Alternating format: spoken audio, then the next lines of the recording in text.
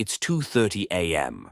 You should be asleep, but instead your mind is replaying that conversation from 3 days ago.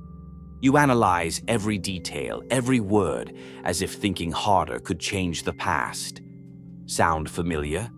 This is overthinking, that endless loop of what-ifs and should-haves. We like to believe it's helping us prepare or solve problems. But here's the truth. Overthinking isn't problem-solving. It's worry in disguise. Science confirms it. Chronic overthinking raises cortisol, the stress hormone.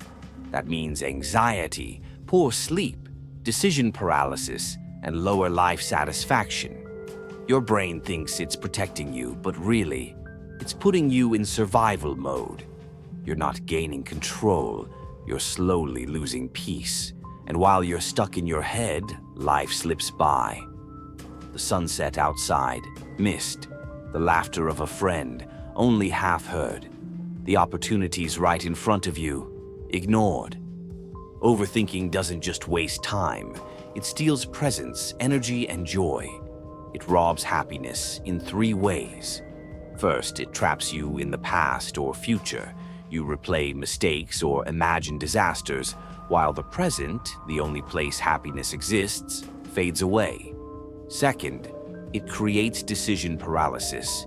You analyze every option to death, chasing perfection that doesn't exist.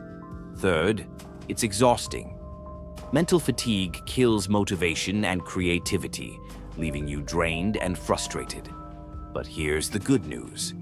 Overthinking is just a habit, and habits can be broken. Start with the 5-second rule. When your thoughts spiral, count down from 5 and shift into action. Try brain dumping. Write thoughts on paper. They shrink once they're outside your head. Set a worry time, 10 minutes a day to overthink, then stop. And don't forget your body. Move, walk, exercise. It forces your mind into the present. Finally, practice grounding. Notice 5 things you see, 4 you can touch, 3 you hear, 2 you smell, 1 you taste. Instantly, you're anchored in reality, back where happiness lives. Imagine this. Instead of lying awake at 2:30 a.m., your mind quiets, your sleep deepens. Conversations feel lighter because you're fully present.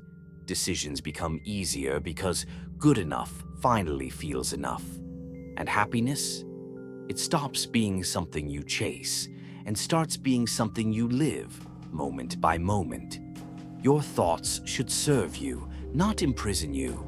Less thinking, more living. That's how happiness begins. Don't forget to hit subscribe. So tell me, what's one overthinking pattern you're ready to break today?